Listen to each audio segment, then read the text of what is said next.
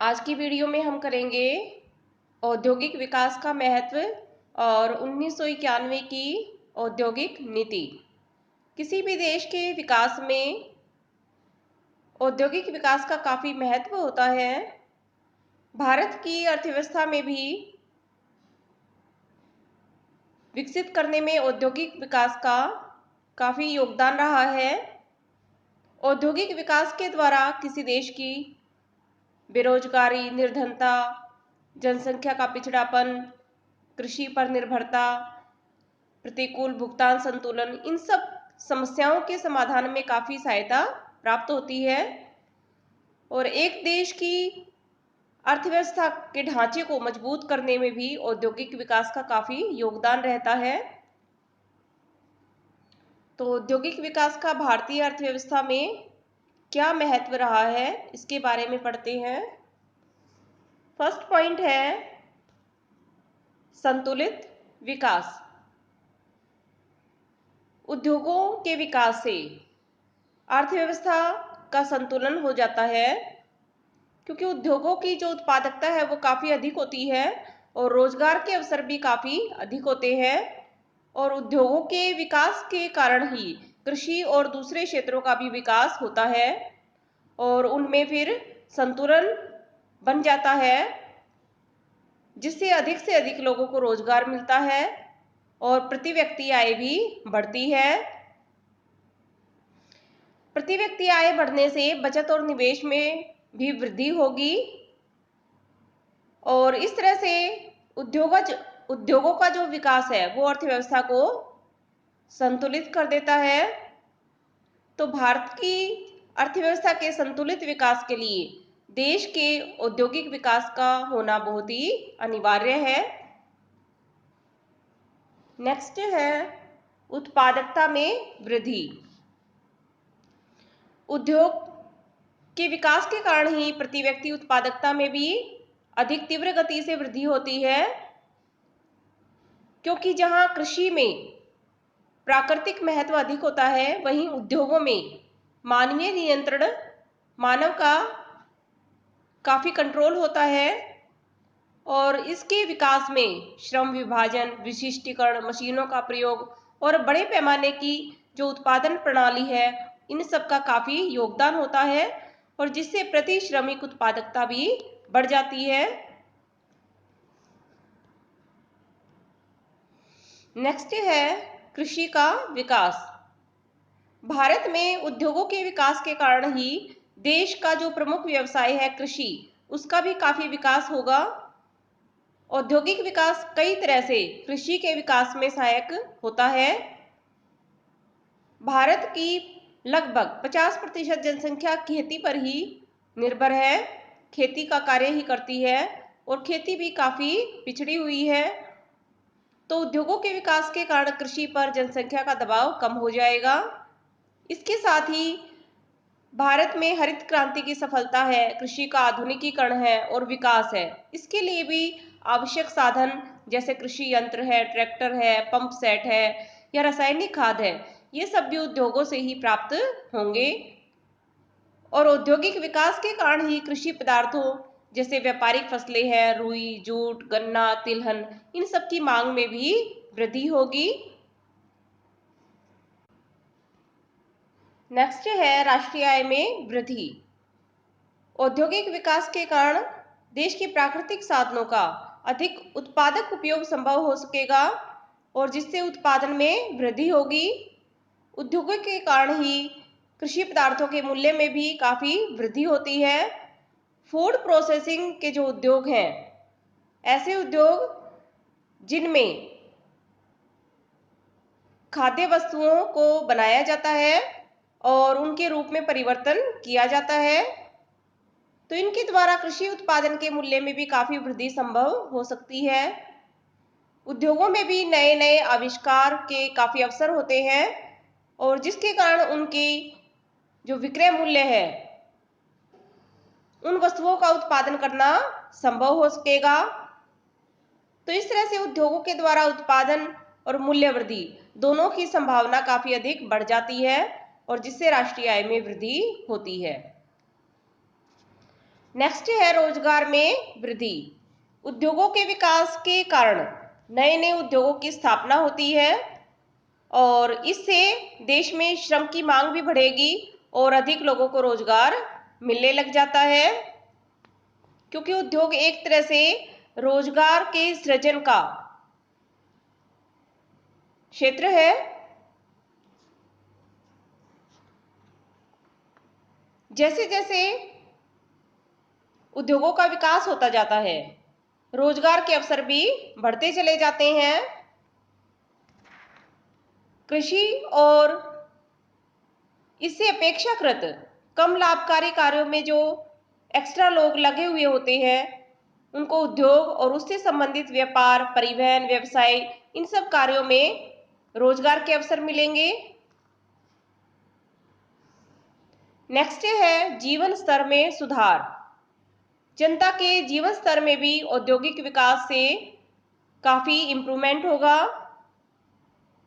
इसका कारण ये है कि जब लोगों को अपनी दैनिक आवश्यकताओं की जो वस्तुएं हैं उनकी संतुष्टि हो जाती है, तो उन्हें अपना जीवन स्तर को ऊंचा उठाने के लिए विभिन्न जो औद्योगिक उत्पादन है, जैसे अच्छा कपड़ा है, घरेलू उपकरण है, टीवी, टेलीफोन, कार, स्कूटर इत्यादि की आवश्यकता होती है और इन वस्तुओं का उत्पादन उद्योगों के द्वारा ही किया जाता है।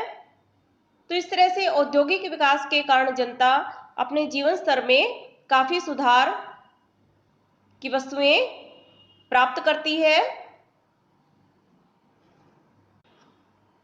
नेक्स्ट टॉपिक है 1991 की औद्योगिक नीति। भारत में इस नई औद्योगिक नीति की घोषणा 24 जुलाई 1991 को की गई है और इसमें नियंत्रण की अपेक्षा उदारवाद और राष्ट्रीयकरण की अपेक्षा निजीकरण की नीति अपनाई गई है। इसके उद्देश्य रखे गए हैं। फर्स्ट है उत्पादन में वृद्धि में निरंतरता बनाए रखना, उसको कंटिन्यू करना। सेकंड है रोजगार के अधिक अवसरों को विकसित करना। थर्ड है उत्पादन को अंतर्राष्ट्रीय प्रतियोगिता में शामिल होने के योग्य बनाना। फोर्थ है सार्वजनिक क्षेत्र को लाभप्रद बनाना और फिफ्थ है निजी क्षेत्र को अधिक स्वतंत्रता देना। इन उद्देश्यों की प्राप्ति के लिए रणनीति बनाई गई है। तो इस औद्योगिक नीति की विशेषताएं हैं। फर्स्ट है सार्वजनिक क्षेत्र का संकुचन। 1991 की नई नीति में सार्वजनिक क्षेत्रों के लिए सुरक्षित उद्योग 17 से कम करके 8 कर दिया गया और बाद के वर्षों में भी सार्वजनिक क्षेत्र के लिए आरक्षित उद्योगों की संख्या को और कम करके 2 ही कर दिया गया है। बाकी जो उद्योग है वो निजी क्षेत्र के लिए खोल दिए गए हैं। निजी क्षेत्र उनमें इन्वेस्टमेंट कर सकते हैं। तो इस तरह से सार्वजनिक क्षेत्र में उन उद्योगों को स्थापित किया जा सकेगा जो अब सुरक्षित नहीं है। सार्वजनिक क्षेत्र के लिए 2 उद्योग हैं जो सुरक्षित रखे गए हैं, परमाणु ऊर्जा और रेल परिवहन। नेक्स्ट है सार्वजनिक क्षेत्र का निजीकरण। सार्वजनिक क्षेत्र के जो घाटे वाले कारखाने हैं या तो उनको बंद कर दिया जाएगा या फिर उन्हें निजी क्षेत्र को सौंप दिया जाएगा और बाकी उद्यमों के 20% तक के शेयर सरकारी वित्तीय संस्थाओं को बेचे गए हैं। अगला कदम है औद्योगिक लाइसेंसिंग। इस नई नीति के अनुसार केवल 18 उद्योगों, जिनमें पेट्रोलियम, चीनी, मोटर कार, कागज, दवाइयां, इन सब को छोड़कर बाकी के उद्योगों की स्थापना के लिए लाइसेंसिंग प्रणाली को भी समाप्त कर दिया गया है। वर्ष 1999 के संशोधन के अनुसार 6 उद्योगों को छोड़कर अब बाकी के सभी उद्योगों के लिए लाइसेंस समाप्त कर दिया गया है और 2006 में अनिवार्य लाइसेंसिंग के लिए उद्योगों की संख्या कम करके केवल 5 ही रखी गई है और ये 5 उद्योग हैं जिनके लिए लाइसेंसिंग है: सिगरेट, शराब, रक्षा उपकरण, खतरनाक रसायन एवं औद्योगिक विस्फोटक। तो अब लाइसेंसिंग प्रक्रिया को आसान कर दिया गया है।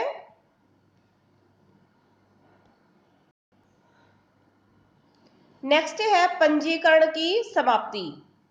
नई नीति में सभी जो पंजीकरण योजनाएं हैं उनको समाप्त कर दिया जाएगा और अब जो उद्यमी है वो नई परियोजनाओं और अपना विस्तार करने के लिए उनको केवल एक सूचना ज्ञापन ही देना होगा।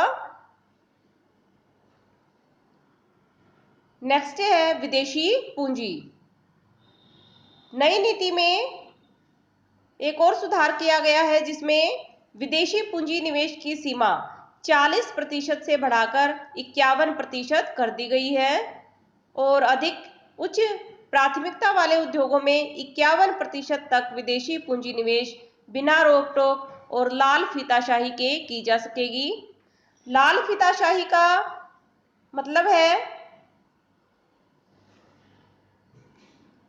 जब किसी कार्य में अनावश्यक ही देरी हो जाती है तो लाल फीताशाही कहा जाता है।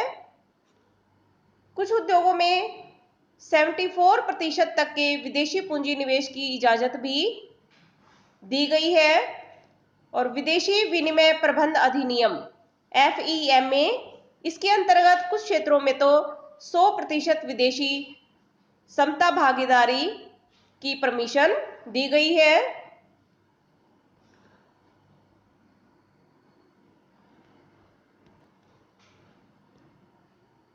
नेक्स्ट है कर्मचारियों को सुविधाएं।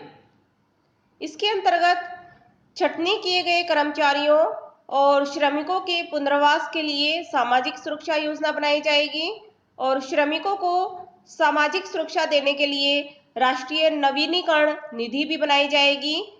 यह निधि तकनीकों में परिवर्तन के दौरान प्रभावित श्रमिकों को सहायता प्रदान करेगी। ये सब श्रमिकों को सुविधाएं देने के लिए प्रदान की गई हैं। नेक्स्ट है एकाधिकारी कानून से छूट। एकाधिकारी कानून के अंतर्गत आने वाली कंपनियों को भारी छूट दी गई है।